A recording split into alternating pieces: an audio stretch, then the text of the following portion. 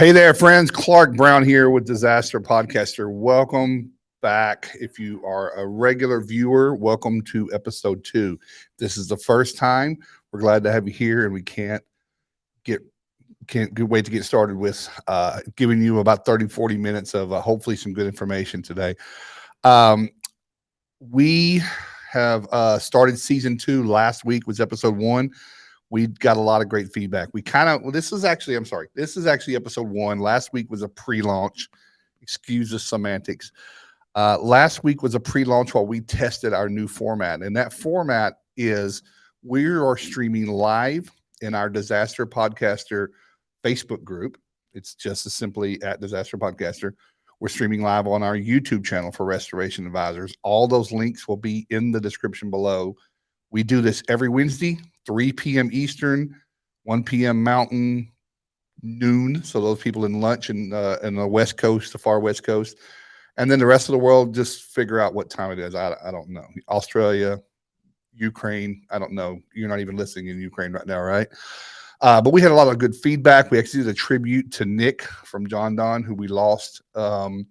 He passed, and we had a good tribute. We had some great call-ins. That's what we're doing now. We're having live shows streaming. We'll still be a podcast on all of our channels, your Spotify, our website, all the information's down below, Apple, Google, everywhere that you're going to be. But we are streaming live. So if you're watching it live, you have an opportunity to call in, and you're going to see something like this come across every once in a while. We're going to ask everyone to call in at 833-262-2410 if you want to talk about the topic that we're on, or something that might relate and be relative to that. So that's really cool. So just again, wrapping up from last week, it was really, really, really cool. Hey, I wanted to talk about a few things before I bring on today's guest. Shout out. I was in Chicago yesterday at a workshop conference, a one-day, pretty cool. A lot of information, a lot of speakers. This event was put on by Company Chem. If you have not ever checked out Company Chem, feel free to do so. I've got a connection with them. It's a great product, but it's a great show. And a lot of people I didn't know, but one good friend of mine was there is Eric Ebert. Eric is a great leader, great industry icon, but I like how he introduces he talks about what he does. He owns a big, huge roofing company out of Nebraska and does commercial work all over the country. But he doesn't associate that company with him. That's just how he makes money. He has a lot of stuff that he does on the side. He owns a nonprofit, an actual 501c for roofers in recovery.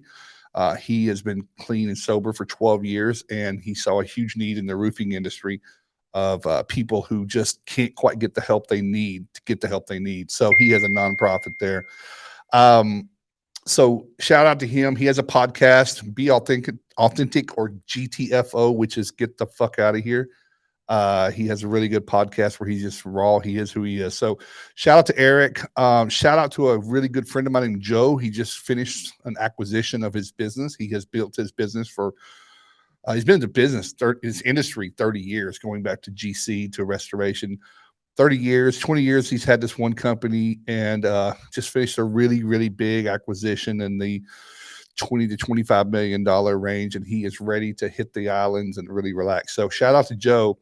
And then just shout out to everybody out there grinding. I met with some restorers yesterday in Chicago, and the phones were ringing while they were there, and their techs were out grinding it out at some trauma jobs, at some water damages, had some furniture issues going on.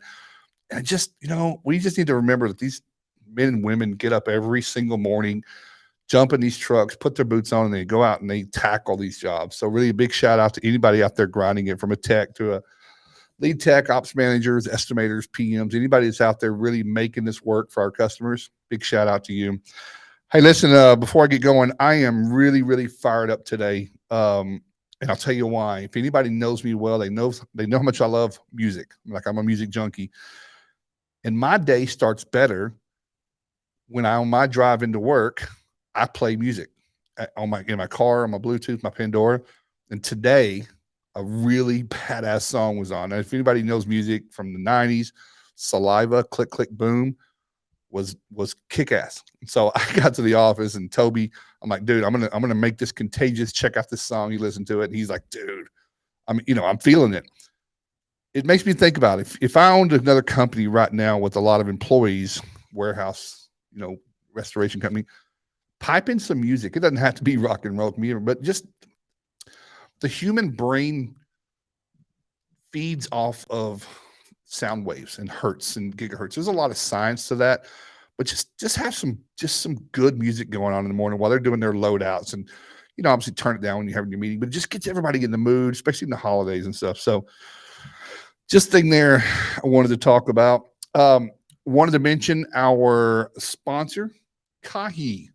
Kevin Dooley and his team own a company called Kahi. You can check them out at kahi.io. They have been a sponsor of our podcast since last season and rolling into this season. They run a really great asset management, fleet management, tracking company. They have equipment for they have tracking for your equipment, forward and reverse facing cameras for your truck, analytics, tracking some time on jobs. It's really, really great. Uses a lot of AI, and it's really smart, and it's passive. It doesn't require a lot of interaction or any interaction from your team and your techs. So check out kahi.io. They are integrating with a lot of our favorite CRMs and platforms. It's really going to start working really seamlessly. So thanks a lot to Kevin and them. As we get more advanced on these podcasts, their sponsorship means even more because there's more subscriptions, more programs, more training. And we're just doing this to put out a good show to give you some entertainment. So I hope it is that. So again, real quick, call-in number 833-262-2410 if you feel that compelled to speak about anything that I mentioned already or the guest that I would like to introduce now. So Jon Grubb is the owner and founder of a firm called United Restores, and they are a digital marketing. I'm probably going to screw this up, but they are a digital marketing management company. They make the phone ring. They handle your digital marketing, not all aspects of it, more of your pay-per-click management and things like that. And I'll let Jon mention that. But Jon understands. All he works with is restoration companies. Probably say maybe he works with another home service company that does other things too, but restoration is his background, is what he knows. Microphones under my chin. He understands the behaviors of the customers, the patterns, and the market, the seasonality. And that's important to have someone that understands these things and has lived it from all sides. I mean, it's always, you're getting a much better thing. So Jon's a good friend, a great speaker, a great thought leader in our industry, and always is really a great time. So I'd like to bring Jon in now. There he is, Jon. Hey, Clark. You've had some pretty big names on this podcast, so I'm honored. Well, and a little humbled.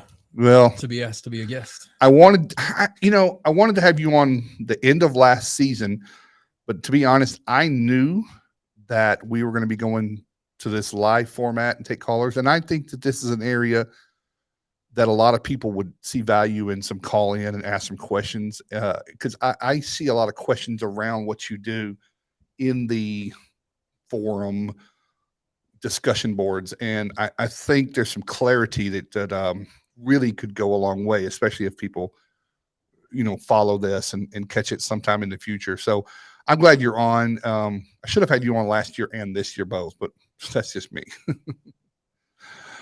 Tell us a little bit about yourself, Jon.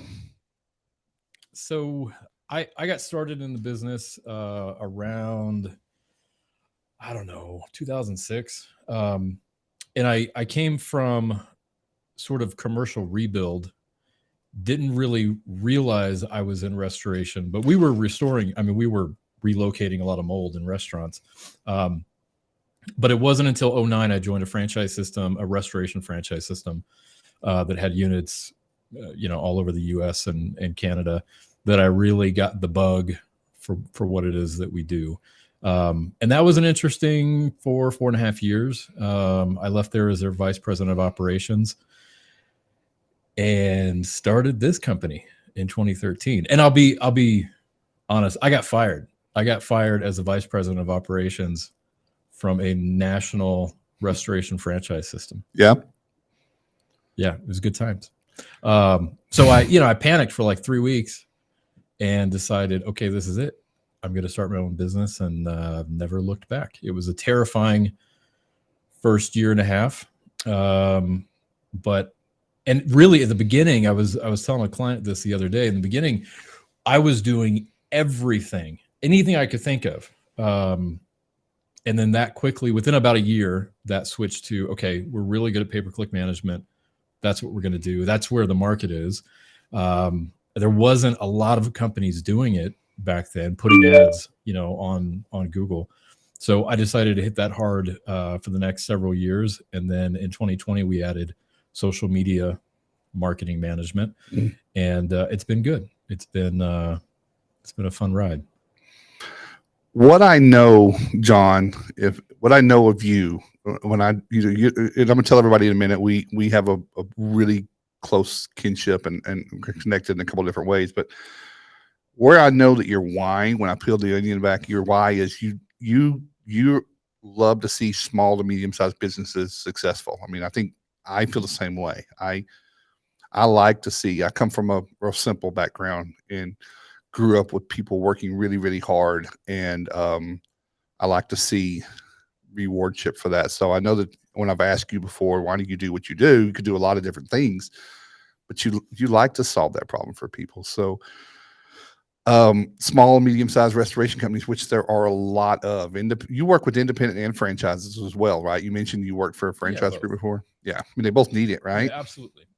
Yeah. They both absolutely do, because regardless of the color you wear or what, how your vans are painted, you're getting some support from, either third parties or, a franchisor, the mothership, as I say.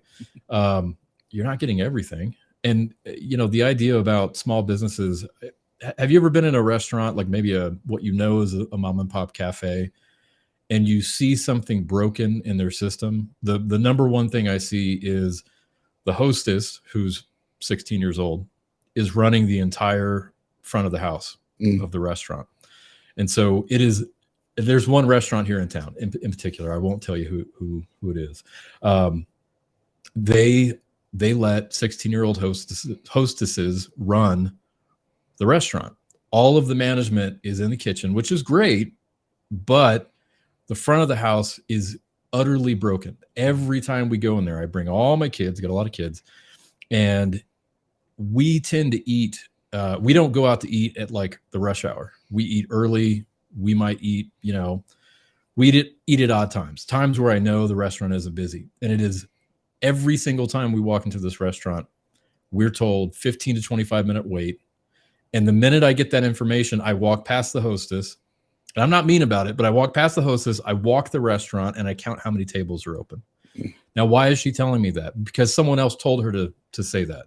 It's not necessary. We don't have to wait and get hungrier and crankier out in the lobby.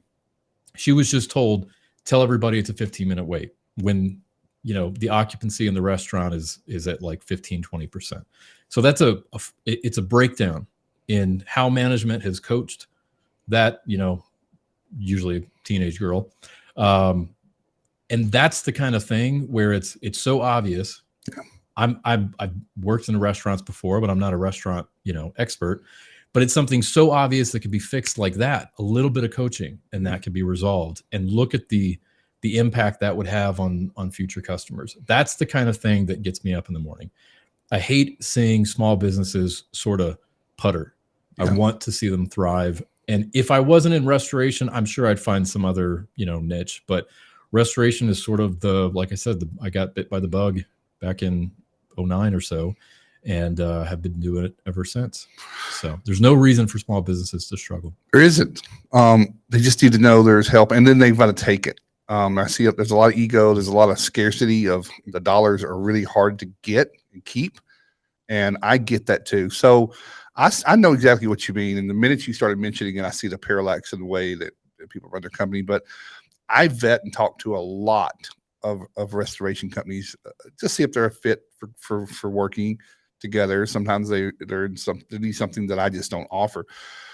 But in terms of digital marketing, I mean, there's some things I go to immediately and look them up online.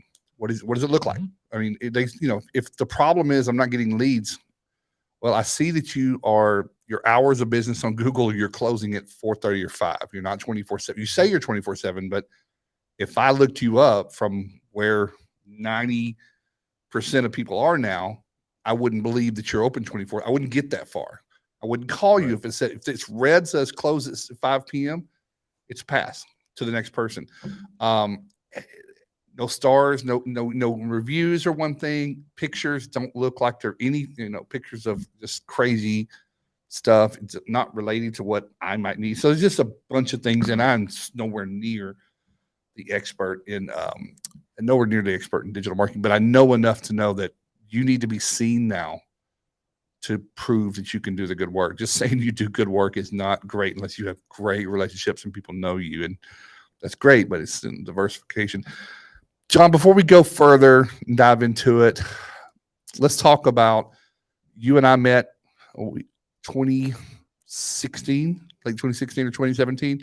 I know we talk about this every once in a while, and our memories are it's the second thing to go is the memory. I don't remember what the first one is, but we met in Bend, Oregon on this crazy collaboration of a handful of restoration professionals who were tired of seeing the system that we still have today, which was the carrier influence, the lack of education, and how people weren't armed for the claims divisions of insurance companies and running their company, and then just not knowing what they don't know, not stepping into the new millennium with things. And we met in Bend, Oregon, as we had a summit for what became called the Restoration Rebels, which a lot of listeners will know that's a Facebook group. And Jon and I, and like I said, a handful of other really good people that were all aligned. And we had a great episode there. We had a great time, and we've got something. I'll cut through it. It went through its course like anything else. It was great, then it wasn't, and channels changed, and people changed, and people came and went, and it just kind of lost that juggernaut that it had. And you and I said we're not ready for this to end. We think we have something, and there's still a need. And we created, and Jon and I are partners in the Alliance of Independent Restorers. And tell people what that is. We're going to call it AIR for short. So, yeah, I think the way you described the rebel movement, one of the biggest factors behind starting AIR was we needed to legitimize what it was we were doing. At the time, I think we had 3,500 folks in the Facebook group, and we were called by peers and those outside the industry. We were called, that Facebook group, and we knew it wasn't just a Facebook group; it was an actual movement. Which I think, fast forward a couple of years, most everyone realizes, that's like a paradigm shift in restoration. Something happened, right? You can point to it on a calendar and go, at that point, that's when the industry changed. So with AIR, it was, okay, how can we just legitimize what it is that we're doing and what it is this movement is about? And that's what we sought out to do in my little office here in Idaho, over about 36 hours of writing stuff on the walls, on that big memo, the memo pad, boards, which I still have back in my office. But that was the idea. What does this thing look like? And where are the gaps or the chasm in the industry that we could potentially fill as a community? And we just laid it all out and kind of staggered it into stages of growth. And we are not where we see it or where we saw it back then, but I think we're getting there slowly but surely. I think anytime with big ideas and dreams begots a lot of sidebar things, and so one of them, back to the Rebel group, I agree with you that there was that point on the calendar, but I think it was like a lot of people say, I remember the day I found it and my mind was blown and it changed my business forever. I hear that a lot, and it really touches something, because I knew we were onto the right track, and it's just validation that we didn't waste our time and we knew we were right. Even despite the haters and the naysayers, because we were talking about some things that really challenged the status quo for a lot of people, which is a whole nother issue. But yeah, you were in your office 36 and a half hours. And I think it was like 99 ounces of coffee or gallons of coffee. It was a lot of coffee. But we and anytime with a big idea, what I wanted to say was it's real easy to try to do everything.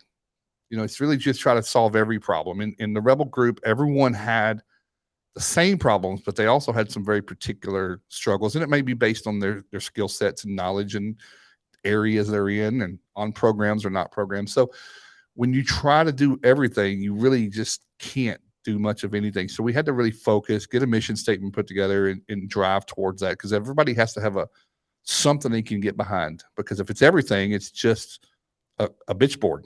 We're just bitching about everything. We're not doing anything. So of course we could do better than we are. When you say we're not where we want to be with AIR, I think we have, John, maybe 250 members, really good members. And these are particular people. I say particular meaning not everyone will stand up and fight against a large behemoth, which might be the insurance industry. Some people don't have the insurance industry's problems and they're part of AIR, and they just love the community aspect of it, of professionals that are vetted. They like to hang out with other professionals. But some people, not everyone steps up and fights the bullies. Me and Brian Daltrey and I were talking the other day. I have forever, I kind of figured this out last year. I've never liked bullies. And I look at some of the tactics, although it's autonomous, the claims management side of the insurance companies, it's not personal. It's not, it's not, they're attacking you and they're not even saying you're not doing good work. It's just a profit driven thing.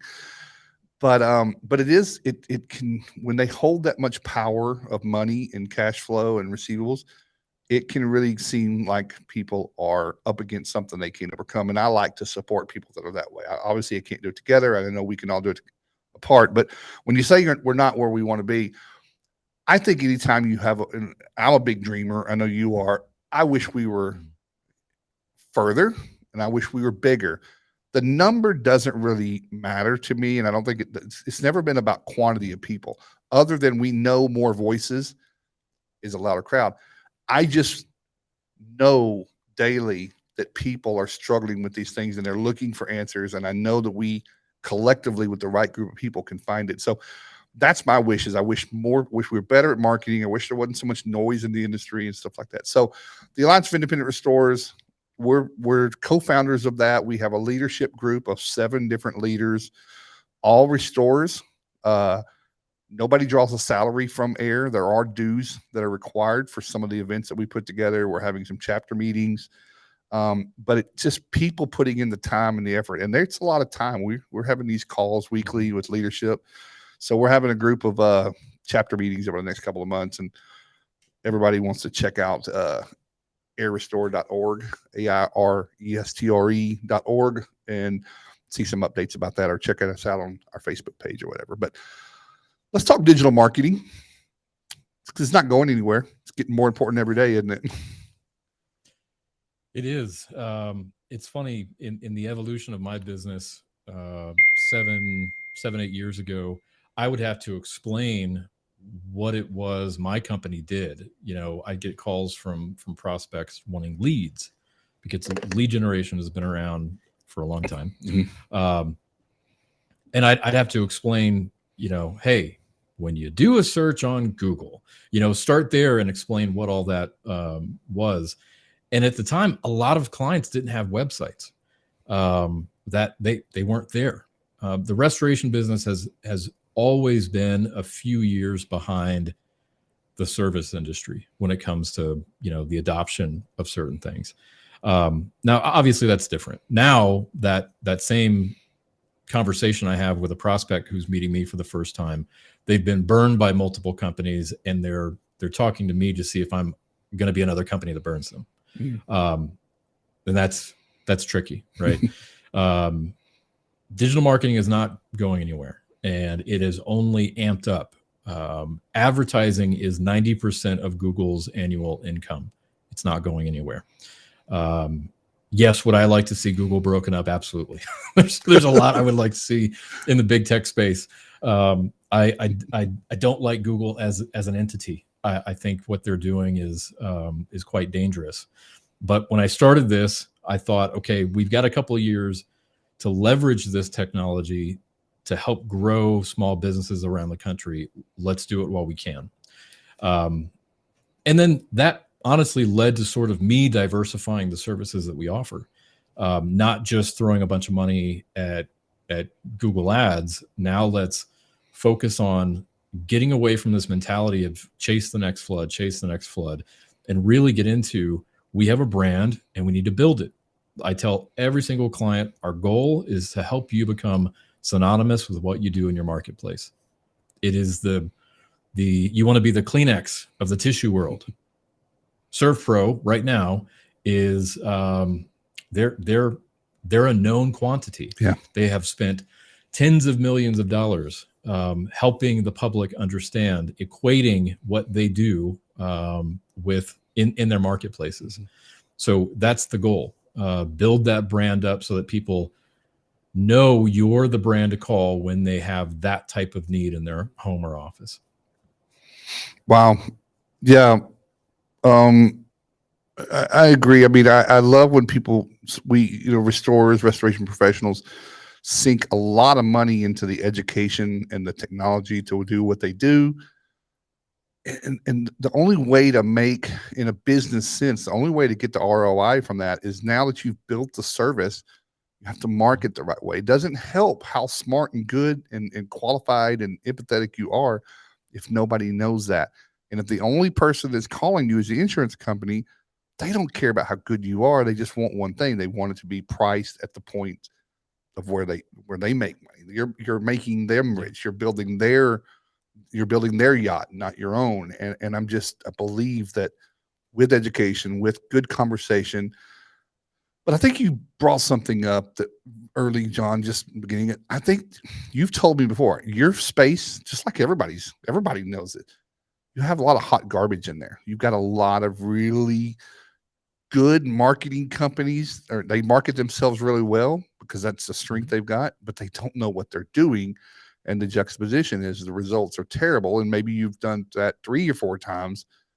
There's a book by Seth Godin. He says all marketers are liars. You go through a couple of those things. You go through a couple of bad used car lots and have a bad experience. Your mind is going to tell you they all suck. And so when someone else tells me, oh, but we do a great job. When I'm a restoration company and I say, yeah, but we do good work. They're like, yeah, but the last 5 people said the same thing. So we have to own that. We have to live up to that. One more question I have for you. I just want to keep going. You mentioned website. I had someone ask me, I don't know, 6-8 months ago. It's kind of a weird question, but I guess it has some validity. Is a website still important, or can you run a business, service-based business, with just social media channels and let that be your website? Is website still important? 100%. Okay. It's I believe the single most important investment you can make in your business. It's your digital storefront. You're inviting someone in to this environment, and that website has to be convincing enough for them to go, okay, I'm going to make the phone call. So absolutely. And websites have changed over the past, let's say 6-7 years, in what a client is looking for in a website. Yeah. So it used to be, if your website was too fancy, you didn't get phone calls, because people equated the look and feel of your website with potential price, not knowing that in most cases that work is going to be covered by insurance. And then that changed about 2016. I saw it shift, and it started on the coast, right? And then when I saw that happen, I saw calls with a long-term client in the Midwest, right? They totally plateaued for like 3 months, 4 months, and we realized, okay, this storefront, this digital storefront of his, it's failing to convert traffic. Folks are landing there, they're not picking up the phone. They're going out and they're finding a fancier looking website because they perceive now the look and feel of that website directly correlates with the service you're going to provide. Okay. So if you have a dumpy website, people are going to think your work is dumpy. I'm going to boil it down to the brass tacks, right? If your website it looks like it costs you $20,000, you're going to do really well with high-end residential, because they equate, if they spend all that time, they look this professional online, the work they provide will be professional, and price isn't, with that group nearly as important as other groups. But the website hasn't changed. You can't just have a landing page. 10, 12 years ago, you could put up dummy sites, generic sites. A lot of lead generators still do that. People don't fall for it anymore. The public has become way more savvy with this stuff. And if they land on a generic, phony website or page, they're going to catch on very quickly what it is that they're into. We had this experience hiring a garage door, overhead garage door installer. Mm-hmm. My wife looked up a company, read the reviews, a lot of 5-star reviews, called the guy thinking it was the company, whose website she was on. And guy answers, hello. And she said, is this, such and such overhead door? And he said, no. And then, a little back and forth. And before we realized it, that lead generator who had built this phony environment with probably fake reviews had connected us with his contractor in this area. And fortunately, the work was great. It took about 4 months to get a garage door, but I'm not going to blame him for that. And the price was great. But the overhead garage door industry is doing the same thing that we were doing, 8-10 years ago, and still do to some extent. You got to be real and genuine. And yes, you have to have a killer website, because that's someone's first impression of you. You've given me the kind of breakdown of the kind of the components and ingredients. We don't have to go into it here, but there is a balance between those two, right? That not expensive, but telling people what they need to know right away. I am not convinced that you need to tell people how psychometry works on your website. You don't need to go into that detail. They just need to know about 4 to 6 things right away that the mind will instantly recognize. And then, I know we're going to talk about it a little bit later on, but then they go to YouTube and try to find their own answers. Be help if you were on YouTube as well. Everybody should be on YouTube in your market. So that answers my question. That's generally what I said. I said, I know as a consumer, I will look something up on Google. And that's why Google My Business is so important, because it's localized if it's something that's local for me. And I will go to their website. And again, because I know of lead generation companies that'll say they're local, but they're not. And we'll have somebody give you a call back and give you a quote, and we'll find a person to do it. And they're not really local. And kind of what you talked about kind of ensues and starts there. And I think people are smarter and savvier. And but the only way you beat that, you said it, is be authentic. That's the only way you can beat it. And then have social media, reviews and other referral social media credit resources that back that up. So, but anyway, thanks for answering that for me. I said basically the same thing. I said, don't spend $20,000 for a website, but have a good one, have the right one, and find someone that knows what they're doing, and find a restoration company that's doing really, really well, and give them a call. If they're not in your market, say, hey, who did your website? I'd like to pick their brain. That's the way I would do it. And it needs to look like it costs you $20,000. Hopefully it didn't. But I've seen it. I've seen very expensive websites that don't convert traffic at all, because it doesn't. The websites that don't answer a customer's questions in a very, very efficient manner will not make your phone ring ever. You talked about, the 4 or 6 things that a customer needs to see. In a true emergency situation, that customer is not going to read all of your testimonials. They're not going to read all of your jargon, all of the services you offer. If you offer 67 services, they don't care. They should be on the page that talks about the pain they're experiencing right now. And that page only has about 30 seconds to convince them you're the guy or you're the gal, you're the company they need to call. So that's where most websites get it wrong. And your job as, assuming owner operator, is first if you're the best at what you do in your marketplace, you have an obligation to your community to be found when they need you. Yeah. Then you have an obligation to be convincing that you're the guy they should call, because the alternative is they call that guy down the street from you, who you come in after on projects that you know is, crook and a scumbag. And you don't want them finding that guy. You want them finding your brand and giving you a call and you making it right because you're the best at what you do in your marketplace. Because that guy or that company, could be a girl, their bad word speaks for our whole industry. It kind of back to that car mechanic. If half the car mechanics are in town are terrible, then if they try them first, then they're going to get to you. It's just going to be like, I'm not going to have a car. I'm not going to buy a car that's 8 years old that needs work. I'm just going to always, who knows? But our competition is our biggest problem of our industry. It's not really industry. It's just people who aren't certified, who aren't qualified, and aren't in it for the right reason, of course. So good website. I got you. And also, please, people, make sure your website is mobile optimized. Ask me how I know. I had a version of my website that really wasn't, and it's uncomfortable to view a website and try to, on a smartphone, you can scroll back and forth. Nobody wants to do that on their phone. So if you are working with your website, people, check that. Make sure it's right. Do you agree with that, John? Yeah, I do. Have we beat your website to be mobile first? Have we beat up the website topic? I think we have. I think we have. John, do you have any? I want to dive into some. I love the right and wrongs, the good ways, the do's and don'ts, and stuff like that. Do you have any customers, any case studies that you can tell us about of people who are just really doing it really, really well? Because I mean, obviously, I'm going to just like for me, I will speak about me, and I assume this is the same for you.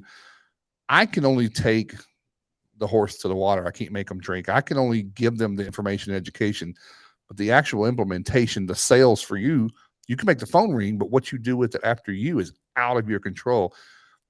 Let's talk about that environment a little bit. Not talking bad about restorers, but it's just a skill set thing. Can you talk about that a little bit? So I'll put it this way, and I think I'll answer your question. The biggest issue I see with restoration company owners is a problem with consistency. In this business, we tend to have shiny object syndrome. We see something on Facebook, we see something on Instagram, we talk to a buddy who's trying this and it's worked, incredibly well for them. And so we're going to stop everything we're doing and go chase this thing. And having been doing this very thing for well over a decade now, I've seen a lot of those trends happen. We had one about 2 years ago. Everybody just started flocking to this quote unquote new technology that literally violated Google's terms of service. But that wasn't explained in the sales process. And what I said back then, it's on video, you can check it, is that, well, it's going to nuke your website. That's a problem, because that website is supposed to be the single greatest investment you're going to make in your company's advertising and marketing. And that's exactly what happened. It nuked websites, but it was the trend and everybody flocked to it. So consistency is a problem in the business. And, growing a restoration brand is really not that complicated. There's a couple of things you have to do. The clients of mine that, I was on a call with a video call with a client that's been with us about 8 or 9 months back east. And at the end of the call, it was cool because we had never actually had a video call. I had no idea what this guy looked like. But we text and we talk all the time. And so we get on this video call, and at the end of it, we were going over the account and making some targeting changes to, what locations we were targeting. And he said at the very end, he sort of like stopped mid-sentence and he said, "I want you to know that you saved my business." And that's the kind of stuff that first a marketer needs to hear. I need to hear it occasionally. We've had great success stories with clients over the years. I don't hear about every success story though. But that was, it was very encouraging. And then he sort of explained, what he meant by that. He's got partners. They have a couple of locations. And his partners were at the point where they were ready to pull the plug on him. He is in a hyper competitive market, and younger guy just trying to make this thing work. And we connected at the right time, started doing some paid advertising, and he has righted the ship. And then it became a labor issue, and he decided he's going to pay his people way more than they could get from another company down the street. And he has created a positive company culture. They like coming to work every day, and they're being very, very fairly compensated. And frankly, he's only at the beginning of what he could be doing if we're looking 5, 10, 15 years in the future. So the companies of mine that have had the best track records, they start with that website. They get a website with a proven track record of converting clients from a website visitor to a caller. They do good SEO. They do some pay-per-click. They focus on reviews. We've got one client on our YouTube channel. I interview Dominic and Taylor from a company in Washington State, and they switched their business about a year and a half ago to be review focused. They don't track, they track revenue, but they're hyper focused on the 5-star review, and they've changed their entire company structure on just tracking that. And wouldn't you know, they're more profitable. They've got way less stress. They told me the other day, we were on a call together, and they said it is rare that we go 15 minutes away from our office anymore. Yeah, they used to drive 2 hours one way to get work. And over time, I sort of begged with them, hey, let's just focus on your, what's immediately around you. They're doing all the things. They've got the great website. They're doing SEO. They're doing pay-per-click. They're hyper focused. They're absolutely obsessed with 5-star reviews. They've got a good social media presence. They're doing all of these things, this multi-tiered approach, and they get the work they want. They get to turn down work they don't want. And it's not that they're doing crazy volume, but they're incredibly profitable. They don't have a lot of stress. They're happy. Their people are happy. They get to retain people because their people are happy because they're paid well. To me, John, that's success. That's a successful business. Heck yeah, it is. I think everybody describes success a different way, but I think anybody would agree that for my headspace to be good, to have some kind of life balance and actually enjoy what I do and not feel absolutely behind on everything I do, you can do anything at that point. And those two are very special, but I think that's super important. Having those reviews, when I do a class called client onboarding, because obviously I'm trying to combat the narrative of what the carrier and the obstacles that are going to come about on that side of things. And but the way to do that is to win that customer over early and fast and first. And I call it like a Batman belt. You've got to have tools. You mentioned it a while ago. You can't just have PPC. Have some SEO, have some other social media presence. But if you've got 100+ reviews, and especially in comparison to others in your market, that's a weapon. You can say, you control the narratives. Like, yeah, they're saying you're charging too much. Well, yeah, but that would be true if we didn't have hundreds of very satisfied customers. And what's the right price? Is it doing it wrong and have to get redone again? I'm kind of happy with our price, and I think most of our customers are too. You take a look; they're in your neighborhoods, blah blah blah. So I have some clients that have just used that. I have one in Montana, and he has on his website Montana's highest online rated restoration company, and he is. And that carries, people shop like Amazon now, so that carries a lot of weight. Hey, we've got a comment here. I'll try something. I can put these on the screen now. I don't know what that's going to look like. Now, I can't see it. You can't see it. Read it to me. Okay. No. I got to read to John bedtime story. This is from the Silver Warrior. Whoa. And I know he collects silver, which is very admirable. As important as it is to have a great, easy to navigate and unique website, it amazes me that many websites are just the opposite still. So I'd say that's probably budget. A lot of the times, education comes in there too a little bit. A lot of people. Well, and go ahead. Let me say this. And I don't have a good metaphor for it. Someone who builds a website, it does not make them an advertiser. So I can build a pretty website. That doesn't mean that I automatically understand the psychology behind convincing someone to push a button on my website that calls your phone number. Yeah. Right. You can have a good marketer who has no idea how to structure a website. Yeah. Where the eye goes on the page, how long they're on the page for before they either back out or make a commitment to call. We're not selling women's shoes. This is not a long buying cycle. This is happening in seconds. So the job of the web developer, the advertiser, the marketer is we've got to create an environment that immediately convinces that client you're the company that's going to make this right for them. I think it's important to remember that in a restoration remediation, and especially if it's emergency services, we're dealing with people who are in the midst of an adrenaline dump, going through an extreme amount of anxiety, not thinking in the way that you or I might if we're looking for a new car or something else. So you've got to plan on that. Like you said, they've got moments. I have a friend that's a restored. You and I both know him. And they say, when you're out there with the customer, and it kind of relates it, you talk to them the first day, you're explaining how the process is going to go back the next day and do it all again, because they didn't hear half of what you said that first day. Because that's right. There's a post-traumatic stress almost. Even though we see water damages all the time, it's real easy to say that's not going to be a big deal. Never say that to a customer, by the way. Ask me how I know. But, it's a big deal to them. I told someone in his commercial job one time, I said, I've seen much worse. They looked at me and said, well, I haven't, and this is bad. I'm like, oh, you're right. Right. So thanks, Blaine, for that was Blaine, Silver Warrior, Blaine Perry, for that question. Silver Warrior. So he collects silver, and I think he's probably smart right now.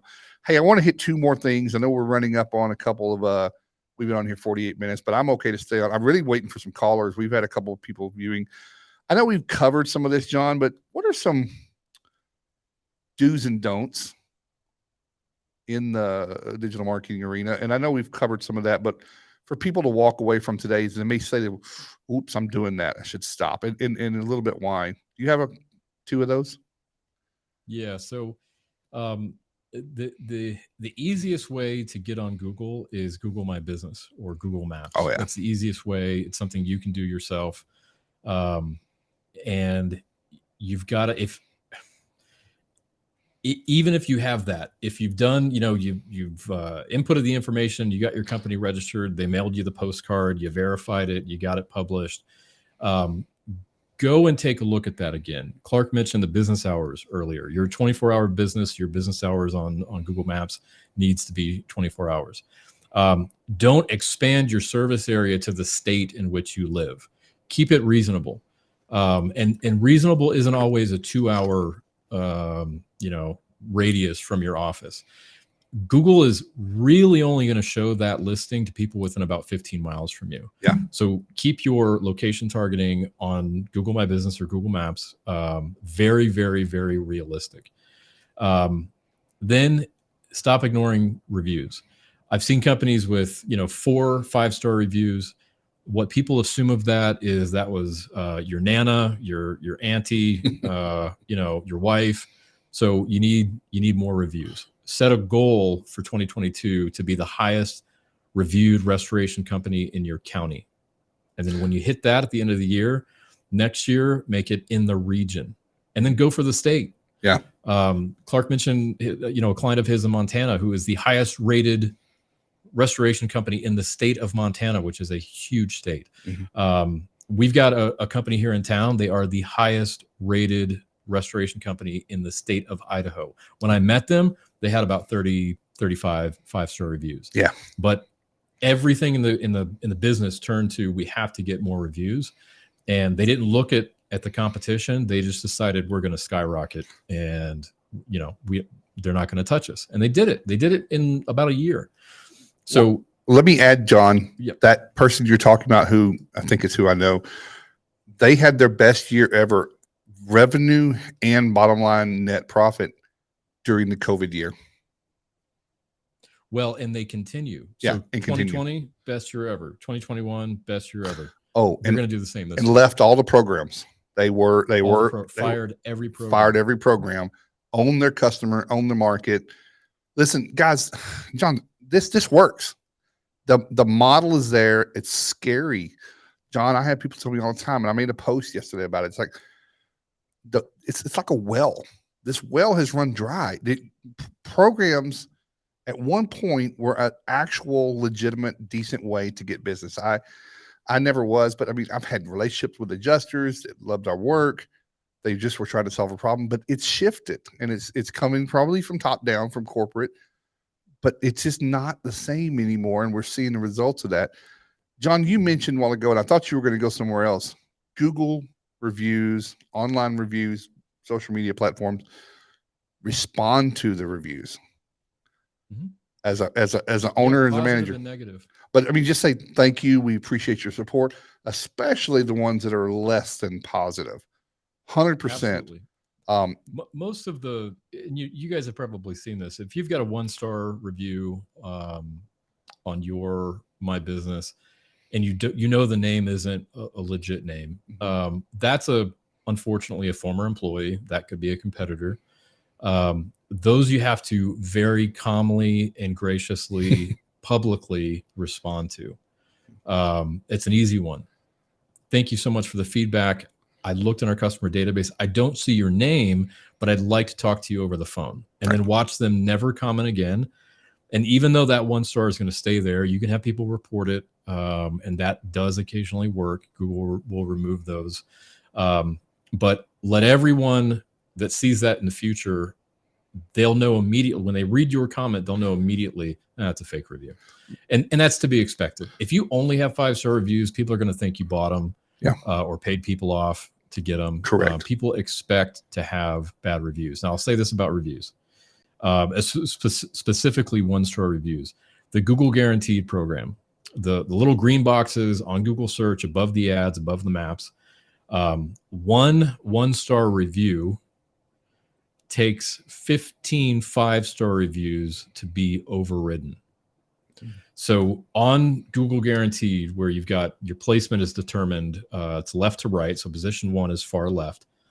If you hold that position regularly in your, let's say 10 miles around that zip code that you've put in, you'll lose positioning if you get a 1-star review until you get 15 5-star reviews to override that one. Yeah. That's a guaranteed thing. It's one of the reasons I hate that program. It doesn't make any sense, but that's the rule that they use. So keep that in mind. A 1-star review, you're going to have to just work that much harder to get more 5-star reviews to bury it. Well, so you just solidified the opinion. If you only have 15 reviews, a 1-star is going to make, even if you're not on guaranteed Google, or if you're not Google guaranteed, if you're not on that program, if you're not selected or whatever, if you have, I like to look at like a voice. If you've got 150 reviews, 5-star really, really well, that one is not going to make an impact. I read an Inc. magazine last year, John. I've still got the article on my desk or on my screen, on my home screen. People actually trust a 4.8 more than they do a 5.0. The psychology and focus groups was they had 150 consumers of different demographics, and they polled them on these things, and they said, when we see like who can have 605, no one's perfect. Again, it's back to the trust factor. But if it's 4.8 and it's 500, that's to be expected. I mean, someone's not going to be happy. There's going to be a false one. So what I'm saying there, don't freak out if you get a bad review. Respond to it like John said, but just people are smarter than some people are smarter than we think. If they see one review bad out of 80, all good, well, that's just a bad day. That's a mistake, probably a miscommunication or a misunderstanding, but it doesn't look like it even hits the average. That's probably still a really good company to do with, because all the other ones are mentioning Andrew's name and Holly's name and Billy's name and real specific. So ask for that on your reviews as well. But this is all within the control of the leaders and the staff at a company. You can control all of this, how you ask for reviews and how you manage them and things like that. This is not 100%. algebra, hieroglyphics, and nuclear science. Jon, as we start winding up, you mentioned that 2020 you started working on social media marketing. Can you tell us a little bit about what you're doing there and what you're seeing? Yeah, so the COVID thing, I noticed during that period that companies were either excelling with their Facebook presence or they weren't, and it was really bad. And at the time, I only knew of one person that specialized in Facebook marketing in the restoration space. It was something that I wanted to do for a while. I feel like I come, sorry about that. I feel like I come from a long line of storytellers. When our family gets together, we just tell stories. That's how we communicate. And I love a good story. Yeah. Facebook is the perfect outlet for that. Not long stories, but you as your brand can tell stories that actually people engage with and help build social capital in your community. So I kind of keyed in on these companies that were really doing Facebook well, and decided, okay, I think I can take this, what I'm observing, like the good and the bad, and turn it into a formula. And so in like middle of 2020, I published on our website, unitedrestores.com. You can click on our section called Facebook Marketing. It's our entire philosophy of here's how we manage Facebook for you. And if you don't want to pay somebody to do it, by all means, go read that article, put it into practice. It's if you have the bandwidth to do that yourself, by all means, steal from that page and do it, because I believe it is the absolute best way a company can utilize Facebook as another marketing channel. So that, we started like late summer of 2020. We've only got a couple clients doing it. It's really fun work, because here's sort of the philosophy.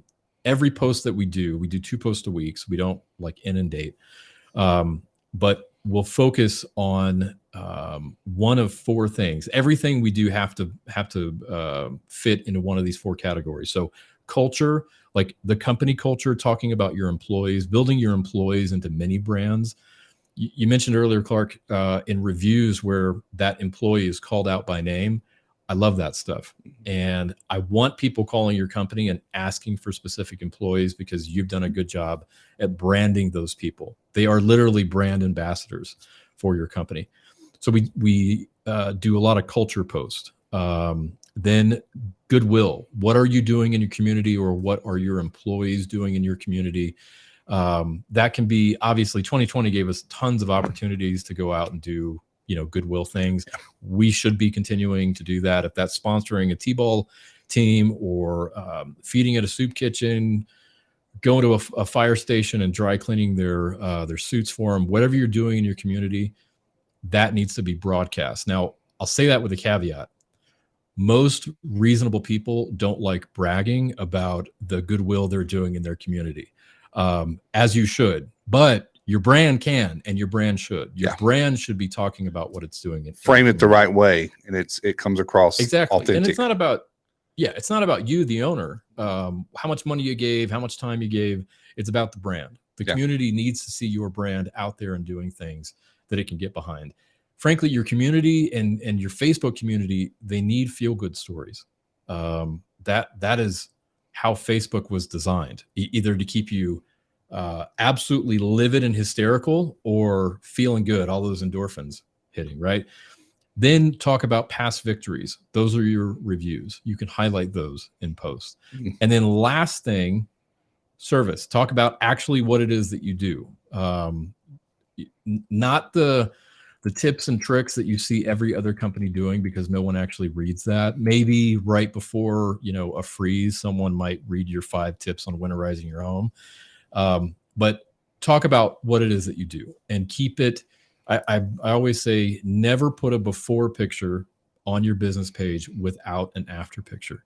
People don't want to just see how awful it was beforehand. They want to see how great it was after. So 4 categories of posts. Again, I've got this all on our website. You can absolutely just take it, make it your own. We'll put that link in the comments and in the stuff. Yeah. So Facebook marketing is frankly, it's where I want to see my company really growing in the future. Pay-per-click is good. It's instantaneous. It's immediate satisfaction when it comes to generating jobs. But Facebook marketing, I said at the very beginning, get out of that mindset of chasing the next flood. I absolutely hate that our industry is obsessed with the next flood. You need to be thinking about your brand and what your brand is in the community in the next 10 years, 15 years. And that doesn't mean it doesn't matter whether your plan is to give this company to your kids one day or sell it in 10 years. Frankly, if you sell it, I think that's a great plan to have. And a lot of younger restorers tell me, I'm going to do this for 7 or 8 years, grow it to X, and then sell it and go do something else. And that's awesome. It's a real model. But you have to be focused on the brand and growing the brand long term. So we have a comment before we go to comment, John. Facebook still reigns supreme. Am I correct? You mentioned and I mean, unfortunately, compared to we've got and I see people they're tinkering with Instagram and TikTok, and listen, those have their place, but to me, as what I feel like is a legitimate, logical people, my kids say only old people are on Facebook. Well, guess what? They're homeowners. Kids are right. Well, that's homeowners. I don't want teenagers seeing my TikTok about my company. It doesn't matter. And then secondly, before and after pictures, I say it all the time. You don't look at a restaurant's Facebook or marketing and look at the dirty dishes and the grease trap.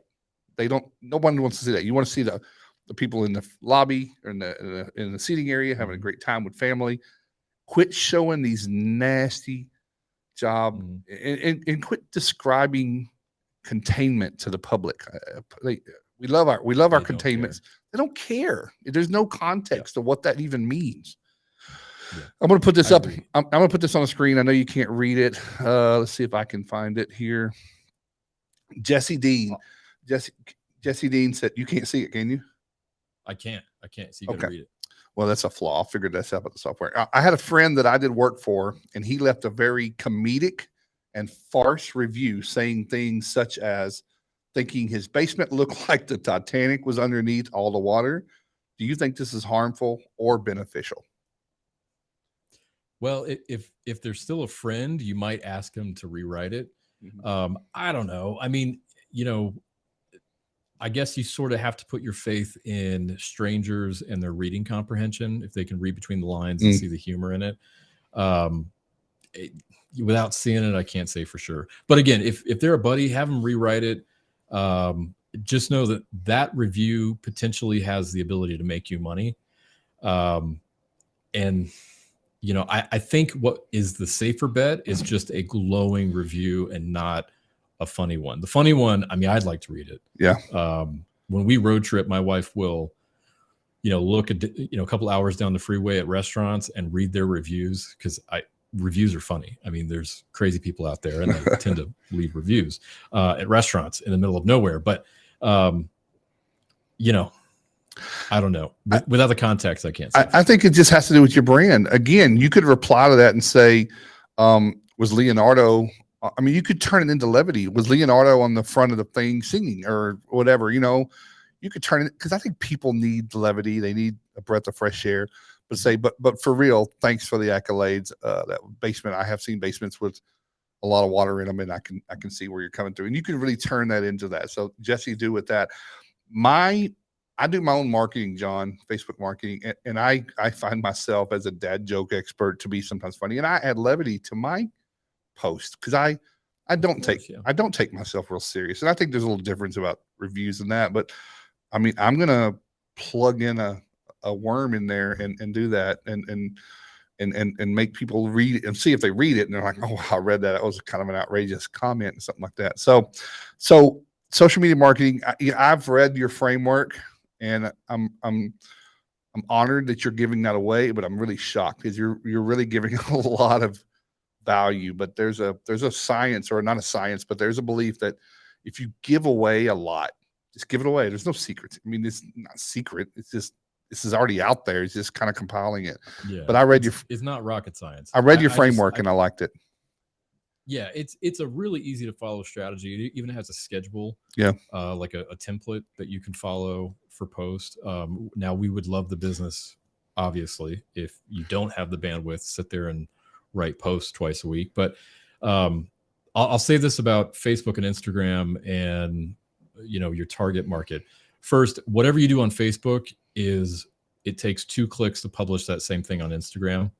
I mean, Facebook owns Instagram. So the integration between the 2 platforms is really simple. So you can reach both, you know, the gray hairs like us, and then, you know, I guess the Zoomers, is that what they call them now? Let's do it. Let's call them Zoomers. I like it. Zoomers. I would, you know, as far as other platforms, and definitely in the last 2 years, we've seen some platforms, you know, engage in a little bit of censorship. And so that has spawned some, you know, various platforms. Mm-hmm. Go where the people are. Yeah. That can be tricky with platforms like Nextdoor, because they tend to, you just got to be very, very cautious on certain platforms. I'll leave it at that. Yeah. But Facebook and Instagram, I mean, that's where people are. I don't spend much time at all on Facebook. I'm never on Instagram, but that's where the community is. Yeah. So if that's who you want to reach, be there. And what's important is you've got to tell the story of your brand. You've got to own it. You don't want someone else owning it for you.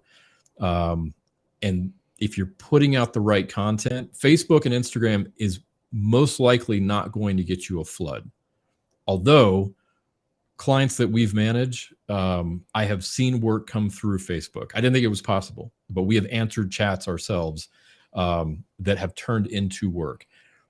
It's not a good first notice of loss platform, but what it is good at is building that brand and its exposure and helping it become synonymous with what you do in your marketplace. It's almost 100% my business. I know what you mean. It's a long pipeline. I can say, I can talk about and I'm conversational. So I'll talk about things in this industry just to bring them up. That could have just happened to me. I could have just heard it. It'd be something that we talk about all the time. And someone who I've known for 3 years will say, gosh, you said something today that resonated with me. It kind of matches everything else. Let's have a conversation. I have 3 of those appointments tomorrow. Well, for my team that's saying, you know, you talked about mitigation, estimating, making it simple. We struggle with that. I'd like to hear what you have to say about it, and maybe we go further. But this, for me, it's a great platform. Now, you know, I have the podcast, we have the blog going on. I tell everybody in my circle now, if you're a service-based business, in this case, restoration remediation, figure out simply how to start blogging and get a YouTube channel and be rather consistent. You know, you don't have to be every day, but SEO wise, when people start looking up because people are looking for DIY answers on keywords. And if you're on those spaces and they see you there, and then they see 113 5-star reviews, and then they see your website and it's not hot garbage, all of a sudden you kind of check a whole lot of good boxes for them. So, and I'll qualify that because I can hear an argument brewing in the back of my mind. Some would say, yeah, but I don't want the DIYers, you know. First you do, because DIY work is inevitably going to end in disaster, and they're going to have to call you. But what YouTube, and I'm thinking of one restorer that we both know in particular, and for about 9 months, they were just rock solid, putting out some incredible YouTube stuff.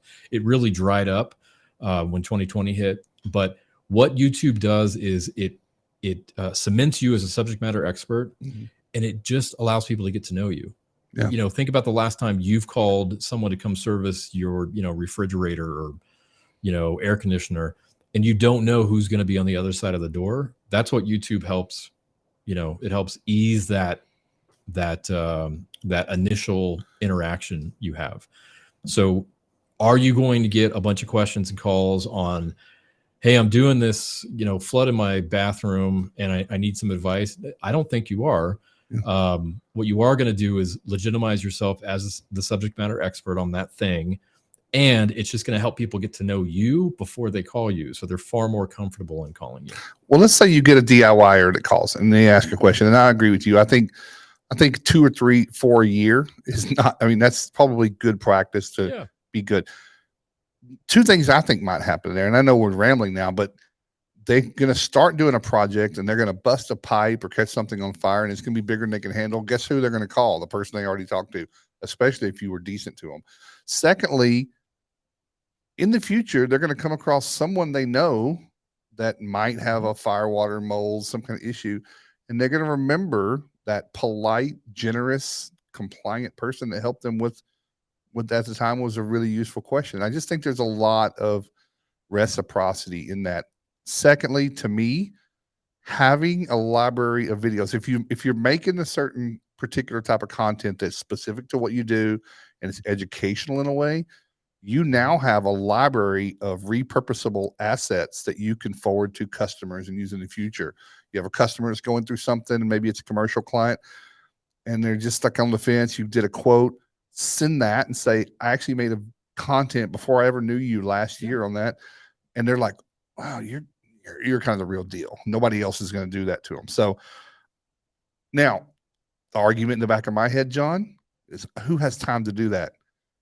Yeah, I know. If you're not in the field, if you're not doing your own demo, you have time to do this. If you want to stop doing your own demo and get out of the field and run an actual company that gives you freedom, you better start doing this, because we've said it before, and I know I'm speaking for you, but you're a marketing company that happens to do restoration. It's just all there is to it. The companies that market well win. Doesn't mean they're any better or worse. They just get eyeballs. So, John, are you guys on social media marketing? Last question. Are you guys doing just content, or are you actually managing ads and things like that too for people, like doing Facebook ads and whatnot? So we're doing both. Yeah, we still do pay-per-click management. Yeah. And with social media, we're writing the posts, we're building the graphics, we're telling the whole story.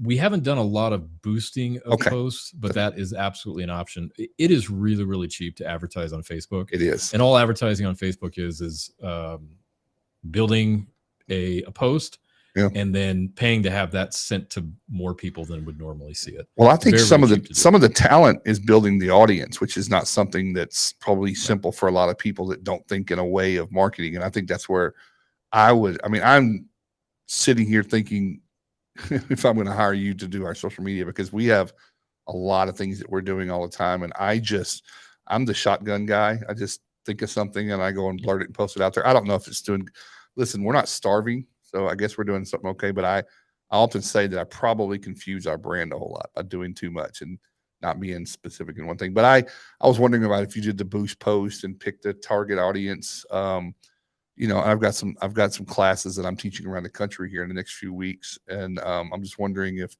and I think I'll call you offline, is targeted ads to that region to get people. I don't need people in New York to know that I'm doing something in Nashville unless they're going to travel in, but I certainly want Tennessee and Kentucky to know. So think about that's very doable. We'll discuss that. Anything closing? Anything big going on personally? What's going on? Are you guys starting to thaw out yet? Or are you still really snowied up? Did you ask about snow? Your audio got a little wonky. So yeah, I'm hearing a really bad echo. Is that better? Did you ask about snow? Yeah, I was just asking about your weather in general. Is it starting to clear up? I mean, I know we're still just now hitting March, and you're in Idaho Falls, but are y'all starting to see some anything that looks like spring yet? No, we cracked 40 today. So I'm in short sleeves. Very, very happy about that. We do have snow for the next 4 days though. So I think we hit 67 to 70 today and sunny. Oh, did I say that out loud on the air? Yeah. I wish everybody listening could see the text between John and I yesterday. We let's just say we're both 2A friendly, and we were like two little girls sending texts with toys over and back and forth. So anyway, John, you mean a lot to me You mean a lot to this industry. I know you mean a lot to the people that I know that you work with and what you've done for their business. And I know that in the future, like 6 months from now, someone's going to be at the end of the season 2, and they're like, can't believe I'm on here. I can't live up to people like Jon Grubb. And so, what you opened with is but no, I really appreciate you being on. And I really, if someone takes time to listen to this podcast, they're going to walk away with something and say, yeah, I've lived through that and I'm probably still not doing it right. Or I've got to rethink how I do my marketing. So I hope that's the reaction for the people that need it. Yeah, me too. Well, thank you for having me on. Yeah, man. It's been awesome. And Clark, I think the world of you. So I appreciate the kind words. Cool, buddy. We'll talk to you real soon. All right. Bye.